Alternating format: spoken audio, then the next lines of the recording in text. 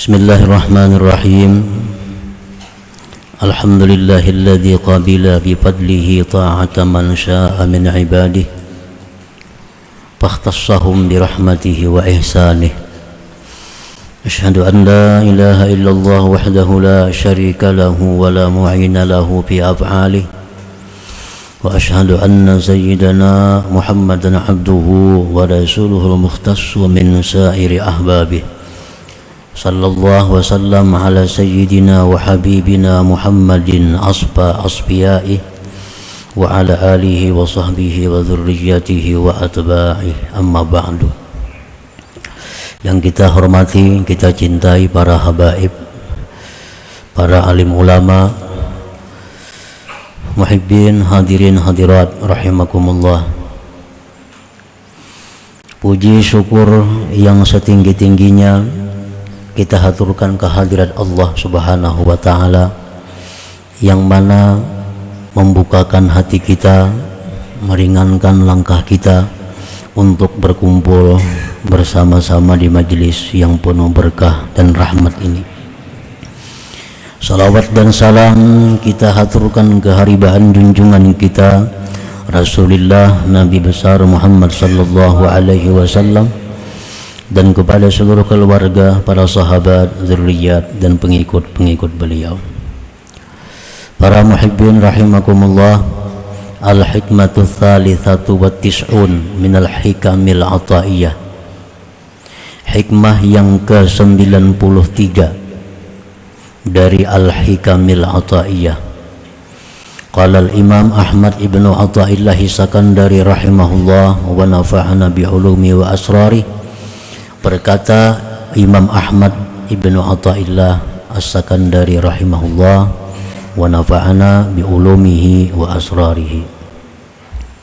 Rubbama fatahalaka babat ta'ah wa ma fatahalaka babal qabul.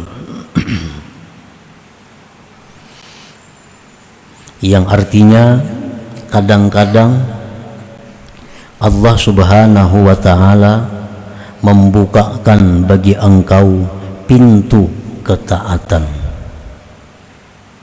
dan tidak Dia bukakan bagi engkau pintu penerimaan.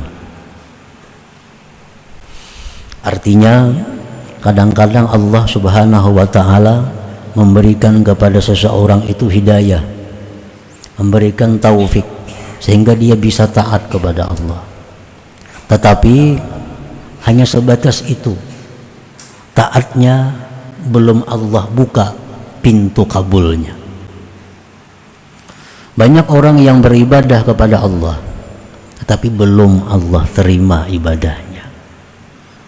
Banyak orang yang diizinkan masuk ke sebuah istana, tetapi rajanya tidak keluar dari kamarnya menemui para tetamunya. Nah, demikianlah perbandingannya. Orang yang sembahyang, membaca Quran, menuntut ilmu, itu laksana orang-orang yang diundang ke dalam sebuah istana kerajaan. Tetapi belum tentu rajanya bisa keluar kamar menemui mereka itu. Barangkali mereka hanya diizinkan sekedar masuk istana untuk melihat-lihat keindahan istana itu. Nah, para muhibbin rahimakumullah, demikian pula halnya banyak orang yang dibukakan hati untuk taat, untuk beribadah, tetapi Allah tidak menerima amal ibadah mereka itu.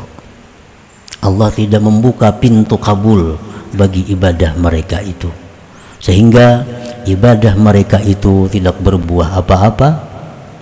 Ibadah mereka itu tidak dapat pahala apa-apa dari Allah Subhanahu wa ta'ala. Nah, para muhibbin rahimakumullah, li'anna lil qabul syurutan zahirah wa batinah. Karena untuk diterimanya sebuah taat itu ada syarat-syarat yang zahir dan syarat-syarat yang batin yang mesti dipenuhinya.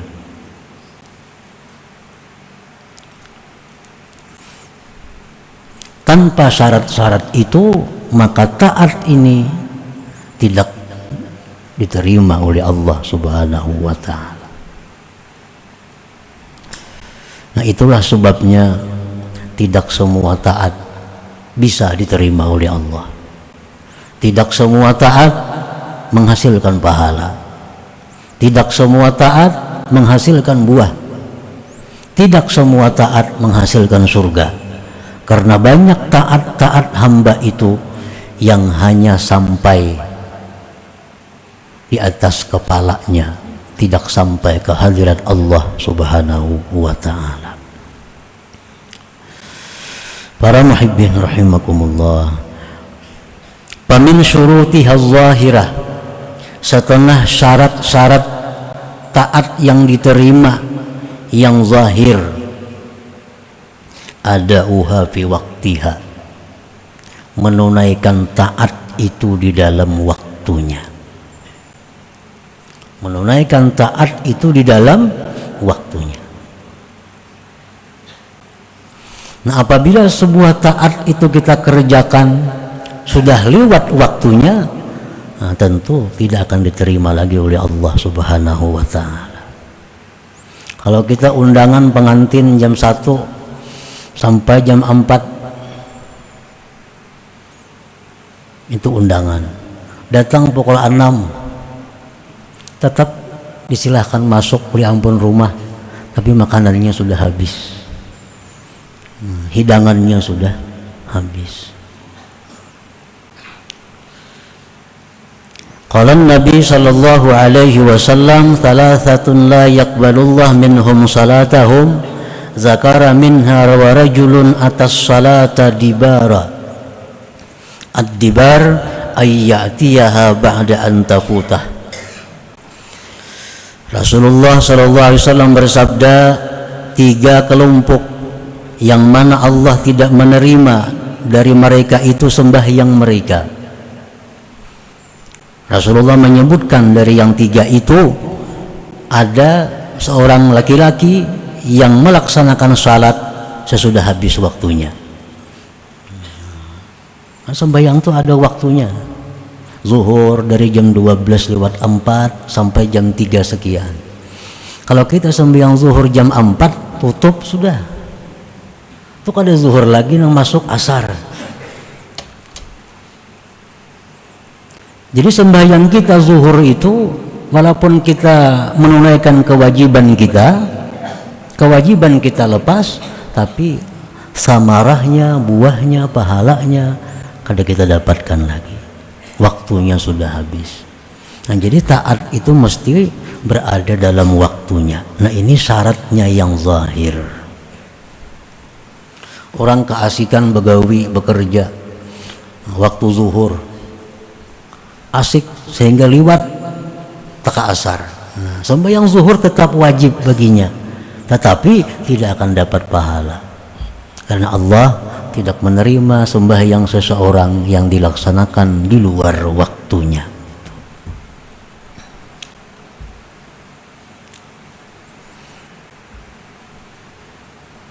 Nah, demikian pula apa-apa yang disampaikan oleh Rasulullah SAW tentang amaliyah-amaliyah. Yang ini baca pada waktu ini, nah, ini baca sekian kali. Nah, itu bilangan-bilangan itu adalah merupakan syarat yang zahir untuk diterimanya sebuah amal.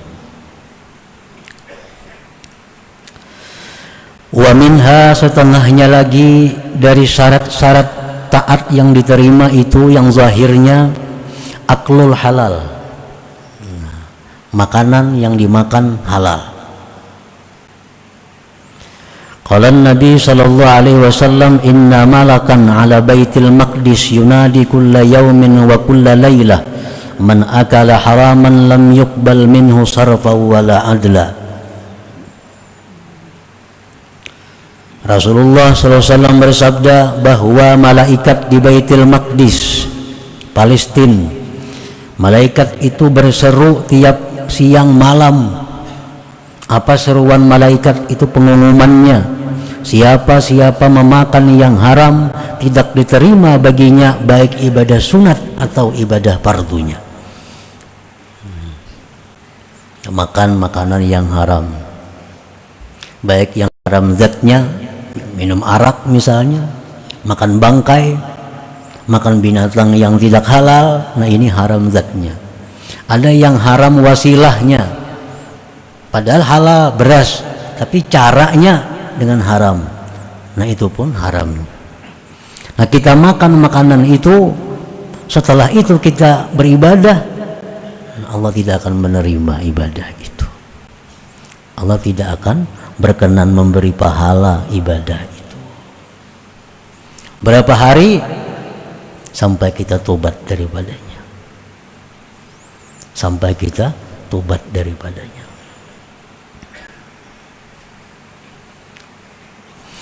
Walibasul halal, pakaian halal.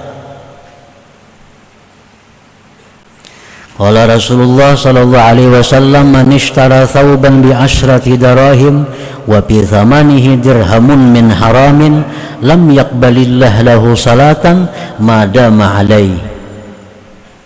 Barang siapa yang membeli pakaian dengan 10 dirham dan pada harganya itu ada 1 dirham dari yang haram, Allah tidak menerima baginya sembahyang selama pakaian itu ada di atas tubuhnya. Rupiah yang kita bawa dalam sembahyang, yang kita bawa dalam berzikir, kita bawa dalam baca salawat, rupiah, baju, tapi, cincin, jam tangan, kacamata, nomor kacamata, apa yang kita pakai, nah di situ ada haramnya, maka apa yang kita perbuat itu pun Allah tidak akan berkenan memberikan pahala, memberikan ganjarannya. Nah ini syarat-syarat yang zahirnya. Wa malul halal, harta yang halal, in kanat ta'atu hajjan aw sadaqatan aw nahwahuma. Harta yang halal jika taat itu berupa haji, sedekah atau seumpamanya. Qala Nabi sallallahu alaihi wasallam, man hajja bimalin haramin faqala labbaik qala malak la labbaika wala sa'daik hajjuka mardudun alaik. Barang siapa yang naik haji ada hartanya yang haram,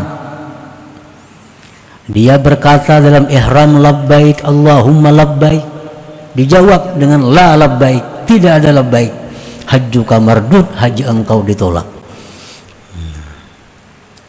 Ini syarat yang zahir untuk diterima sebuah amal. Qala Nabi sallallahu alaihi wasallam, la taghbitanna jami'al mal min ghairi hilli fa innahu in tasaddaqa bih lam yuqbal minhu. Jangan kamu ingin, jangan kamu iri, jangan kamu hendak menurut orang yang mengumpulkan harta dari jalan yang tidak halal. Orang saling kaya, sugih, tapi hartanya banyak kada halal, jangan iri, jangan dituruti, jangan ingin. Karena jika dia bersedekah dengannya, lam yuqbal minhu, tidak diterima daripadanya. Nah kita lihat ada orang yang suka melaksanakan perbuatan yang haram-haram tadi, tapi orangnya rajin sembahyang, rajin tahajud, padahal orang ini membungakan duit atau berhutang berbunga duit, tapi tahajud orangnya. Nah, itu biasa aja, karena memang Allah ada membuka pintu amal, tapi tidak membuka pintu kabul, pintu terima.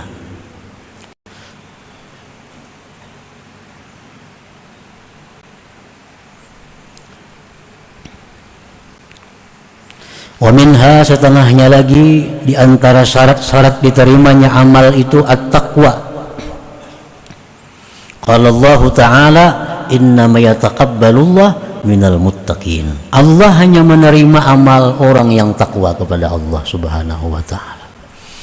Orang yang durhaka kepada orang tua, contohnya orang tuanya tidak ridha dengan kelakuannya,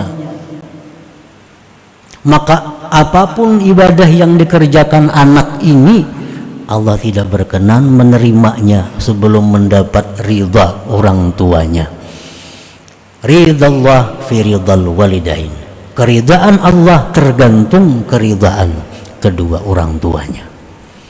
Anak durhaka, orang tuanya kecewa, orang tuanya tidak ridha, maka anak ini walaupun zikirnya puluhan ribu, walaupun puasanya tiap hari, tidak akan diterima oleh Allah Subhanahu wa ta'ala, karena dia tidak takwa kepada Allah. Allah memerintahkan bakti kepada orang tua, dia durhaka. Para istri yang durhaka dengan suaminya sama dengan halnya. Kelakuan istri, tingkah laku istri, tutur kata istri yang tidak berkenan di hati suaminya, sehingga suaminya kecewa, tidak ridha kepada perbuatan atau perkataan si istri tadi, maka apapun ibadah yang dilakukan oleh istri itu tidak berkenan diterima oleh Allah Subhanahu wa ta'ala sebelum suaminya meridai kepada istrinya itu. Kenapa sebabnya? Karena istri yang durhaka itu istri yang tidak takwa kepada Allah Subhanahu wa ta'ala. Banyak orang durhaka lawan laki wani, di puasa senayan Kamis orangnya, tasbih di tangan, tahajud, lawan laki maka durhaka. Biasa itu, karena Allah ada membuka orang pintu amal, tapi Allah tidak membuka pintu kabul. Jadi jangan diulah ukuran bila orang pak amal itu pasti baik, kada tentu. Pak amal orangnya kada tentu baik, karena Allah ada kadang-kadang memberikan orang itu pintu beramal tapi tidak pintu kabul. Nah, para muhibbin rahimakumullah, itu syarat-syarat kabul yang zahir. Nah, jadi kita usahakan beribadah tuh pada waktunya, tenaga yang ada di tubuh kita dari yang halal, makanan minumannya, pakaiannya pakaian yang halal. Kalau kita bersedekah atau seumpamanya dari harta yang halal. Dan lagi, sebelum kita beramal, kita jadikan dulu kita orang yang takwa kepada Allah. Nah, itu syarat-syarat yang dipenuhi yang zahir. Kalau ingin amal kita ini mendapatkan pahala, ganjaran dari Allah Subhanahu wa ta'ala. Wa min syurutihal batinah, setengah syarat-syarat taat yang diterima yang batinah, yang batin. Pertama, al-ikhlas. Semua persyaratan zahir sudah terpenuhi, tapi batinnya satu, ikhlas. Apa itu ikhlas? Dia beramal itu hanya satu tujuan, adalah melaksanakan apa yang diperintah oleh Allah Ta'ala. Orang yang beramal agar rezekinya murah, tidak ikhlas. Orang yang beramal dengan tujuan selamat dari bahaya, tidak ikhlas. Orang yang beramal dengan tujuan supaya orang yang kada bayar hutang, kada ikhlas. Ikhlas itu adalah memurnikan Allah dalam tujuan. Jadi beramal ini tidak ada tujuan selain satu, mencari keridhaan Allah kah, atau mendekatkan diri kepada Allah kah, atau menjunjung perintah Allah kah. Nah, itu contoh-contoh yang ikhlas dalam beramal. Qala Rasulullah sallallahu alaihi wasallam, yaqulullahu ta'ala, ya ayyuhan nas akhlisu a'malakum lillah fa innallaha la yaqbalu minal a'mal illa ma khalasa lahu. Allah Ta'ala berfirman dalam hadis kudusi, wahai manusia, ikhlaskanlah amal kamu itu untuk Allah, murnikan tujuan beramal itu untuk Allah, karena Allah tidak menerima amal kecuali yang murni bagi Allah Subhanahu wa ta'ala. Wa minha, setengahnya lagi dari syarat-syarat taat diterima, yang batin adamul ujubi bil amal, ketiadaan ujub dengan amal. Ikhlas sudah ikhlas ini. Nah, ujub, jangan ada merasa bahwa beramal itu kehebatan dirinya. Jangan ada merasa beramal itu kekuatan dirinya. Jangan ada merasa beramal itu adalah merupakan kesanggupan dirinya. Bila demikian, ujub. Nah, bila ujub ini, maka ibadahnya, amal, taatnya itu Allah tidak berkenan. Mestinya kita beribadah kepada Allah itu kita ingat bahwa ini adalah dari Allah Subhanahu wa ta'ala. Kita bisa beribadah dari Allah, bukan dari kekuatan kita, bukan dari kemampuan kita. Nabi Isa alaihi wassalam, beliau berkata, kam min siraj kad atfa'at hurrih wa kam min abidin kad afsadahul ujub. Berapa banyak pelita yang dipadamkan oleh angin. Berapa banyak orang yang beribadah yang dirusak oleh ujub dirinya itu. Selama kita beribadah itu ada ujub, Allah kada akan berkenan. Wa minha adamul idlal, setanahnya lagi syarat yang batin agar taat diterima Allah, tidak ada idlal. Idlal ini artinya apa? Merasa ada hak di sisi Allah karena ibadah, karena taat itu. Nah, itu idlal. Itu mesti tidak ada dalam hati kita.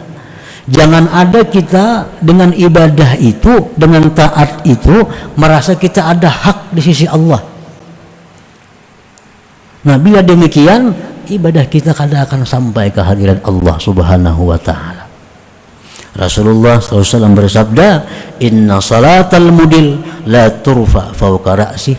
Sembahyang orang yang merasa ada hak di sisi Allah itu kada terangkat dari kepalanya, apalagi sampai ke langit, apalagi sampai ke hadirat Allah Subhanahu wa ta'ala. Kita ini beribadah, lalu kita merasa ada hak di sisi Allah. Nah, ini kalau dibiarkan kena, andai katanya berdoa lalu kada kabul, merasa aneh. Kenapa Allah kada ngabulkan doaku? Nah, merasa aneh. Itu akibat dari idlal ini. Ini sudah dibaca, ini sudah dilaksanakan, ini sekian kali, kenapa kada kabul juga? Nah, rasa aneh Allah kada mengabulkan doa kita. Ini akibat dari idlal itu. Karena dia merasa punya ada hak di sisi Allah. Nah, itu merusak ibadah kita. Wa minha, setelahnya ada mutakabbur biha. Nah, tidak ada merasa mulia, merasa lebih besar dari yang lainnya dengan taat itu. Sapa kawanan nih, inya aja saya kurang tahajud, lalu inya merasa dirinya paling baik pada kawan-kawannya.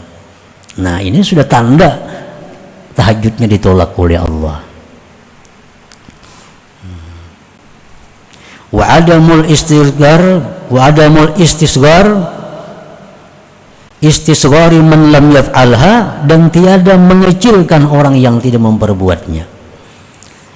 Kita bisa berzikir 10.000 sehari, ada kawan 1.000, inting 1.000 asal apa, nama anggap remeh kawan yang 1.000 itu pertanda bahwa amal kita pun tidak diterima oleh Allah Subhanahu wa ta'ala. Nah, itu contoh-contoh daripada syarat batin agar sebuah taat itu diterima oleh Allah Subhanahu wa ta'ala. Fayambagi lil 'abdi an la yanzura ila suwari ta'at li'anna suwarat ta'ah la taqtadi wujudal qabul lima qad tadammanathu minal afati zahirah wal batinah al-qadihatil mani'ati lil qabul. Maka semestinya seorang hamba itu tidak memandang kepada bentuk taat, rupa taat, karena rupa taat itu kadang menuntut akan adanya penerimaan Allah. Walaupun setiap taat pasti diterima, kada. Nah, karena sesuatu yang mengandung akan dia daripada penyakit zahir batin tadi yang merusak, yang mencegah bagi diterimanya. Li'anna al-ibrata bitta'at qabuluha la wujudu suwariha, karena yang dipandang dengan taat itu diterimanya, bukan adanya. Dalam Quran contohnya Allah mencela orang yang taat. Fawailun lil musallin, celaka, neraka orang yang sembahyang. Nah, sembahyang kan taat, tapi sembahyangnya tidak ada artinya. Fawailun lil musallin alladzina hum an salatihim sahun, yang mana mereka itu dari sembahyangnya itu lupa, liwat waktunya. Ambilan zuhur tak pukul 5 itu diancam oleh Allah, fawailun, neraka, padahal sembahyang. Nah, jadi yang dipandang itu jangan perbuatannya, kabulnya yang diterimanya itu. Ibadah yang sedikit tapi diterima itu jadi besar. Ibadah yang banyak kalau tidak diterima tidak ada manfaatnya. Coba kita bayangkan, Rasulullah menyatakan bahwa salat sunat subuh 2 rakaat itu nilainya lebih baik dari dunia dan isinya. Sedikit 2 rakaat saja, 2 rakaat sunat subuh, khairun minad dunya wa ma fiha, lebih baik daripada dunia dan isinya. 2 rakaat tapi diterima oleh Allah.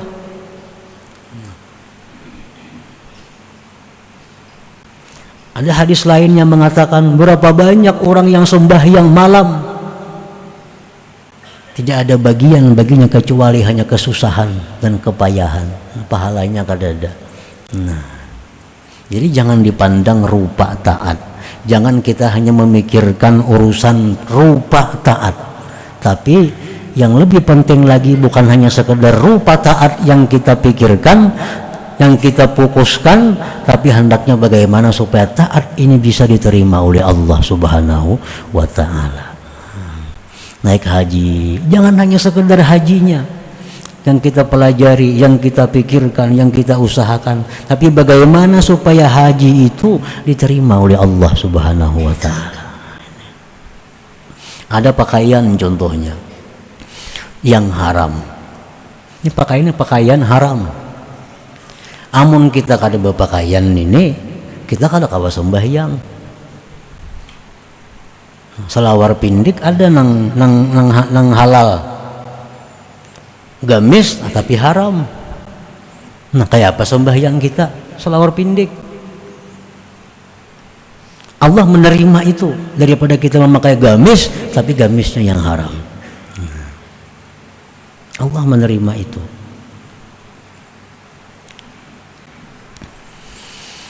Alamatu qabulil a'mal, tanda-tanda amal yang diterima oleh Allah. Halawatul ibadah, summa halawatu syuhudil mun'im biha. Ini tandanya suatu taat yang diterima Allah. Adanya kelezatan, adanya manis dalam taat itu, dan adanya kelezatan memandang Tuhan yang memberikan nikmat dengan taat itu. Jadi beribadah itu ada rasa terhibur, beribadah itu ada rasa nikmat, nikmat dengan ibadahnya, nikmat dengan Tuhan yang memberikan ibadahnya itu. Nah, jadi bila kita itu beribadah nyaman, nikmat, nah itu salah satu tanda ini diterima. Itu tandanya. Yang kedua, al-unsu billah. Orang yang taat ini diterima taatnya, dia akan jinak dengan Allah. Dia akan selalu berada di hadratullah. Nah, dia sangat sulit meninggalkan tempat yang jauh dari rahmatnya Allah. Masjid ini tempat rahmatnya Allah. Majlis ta'lim, majlis zikir, tempat rahmatnya Allah. Nah, dia sangat berat meninggalkan itu. Nah, itu al-unsu billah. Itu tandanya, tanda ibadah yang taat diterima itu. Sembahyang zuhur itu 4 rakaat. Nikmat. Jaka boleh 10 rakaat digawinya, tapi kada boleh. Daripada nyamannya sembahyang zuhur itu. Nah, itu contohnya. Baca tasbih 33 turun dari Nabi. Subhanallah 33, Alhamdulillah 33, Allahu Akbar 33. Begitu baca subhanallah, nyamannya hati dengan subhanallah ini, nyamannya hati dengan Allah. Jangannya boleh lebih pada 33, 100 ya itu dibacanya. Nah itu tanda al-unsu billah, rasa jinak dengan Allah. Itu tanda bahwa Allah berkenan dengan taat kita ini. Biaya salam sudah hilang pada masjid. Mestinya masjid itu kan tempat rahmatnya Allah. Andai kata diterima, berarti jinak. Berat meninggalkan masjid itu. Tandanya lagi al-iktifa bi'ilmillah. Dia merasa cukup dengan pengetahuan Allah. Ini berbuat taat, ini sudah cukup, Allah tahu. Yang lain biar kada tahu, kata Bapak. Nah, al-iktifa bi'ilmillah. Dia merasa cukup dengan pengetahuan Allah. Dia berzikir, dia tahajud, dia baca Quran, yang lain kada perlu tahu. Yang penting Allah tahu, sudah cukup. Nah ini tandanya taat itu diterima Allah.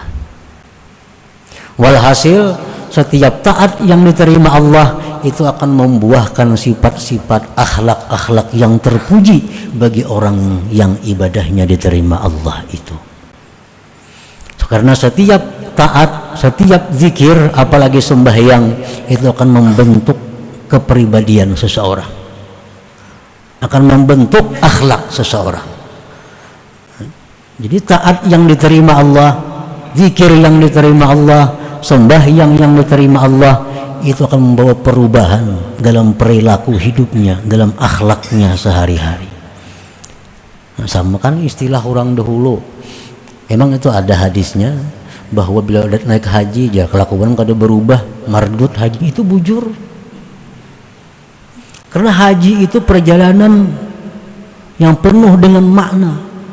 Ihram itu apa maknanya, melontar jamrah itu apa maknanya, tawaf apa maknanya, sa'i apa maknanya. Andai kata itu semua diterima Allah, akan membentuk kepribadian yang luar biasa bagi orang yang hajinya mabrur itu.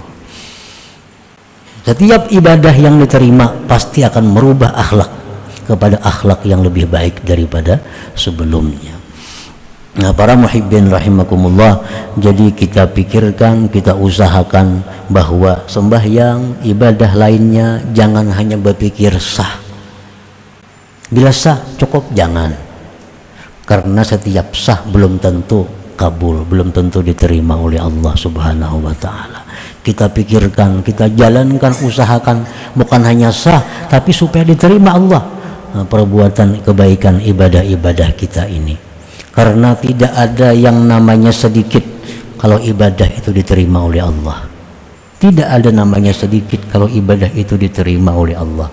Walaupun 2 rakaat, besar maknanya asal diterima oleh Allah Subhanahu wa taala. Nah, kemudian hikmah yang ke-94 minal hikam ila hadratin Nabi sallallahu alaihi wasallam. Al-Fatihah. A'udzubillahi minasyaitonir rajim. Bismillahirrahmanirrahim. Iyyaka na'budu wa iyyaka nasta'in. Ihdinas siratal mustaqim. Siratal ladzina an'amta 'alaihim ghairil maghdubi 'alaihim. Ya Allah biha, ya Allah biha, ya Allah bi husnil khatimah. Ya Allah biha, ya Allah biha, ya Allah bi husnil khatimah. Ya Allah biha, ya Allah biha, ya Allah bi husnil khatimah. فيا أيها الرجل منه شفاعة صلوا عليه وسلموا تسليما. اللهم صل وسلم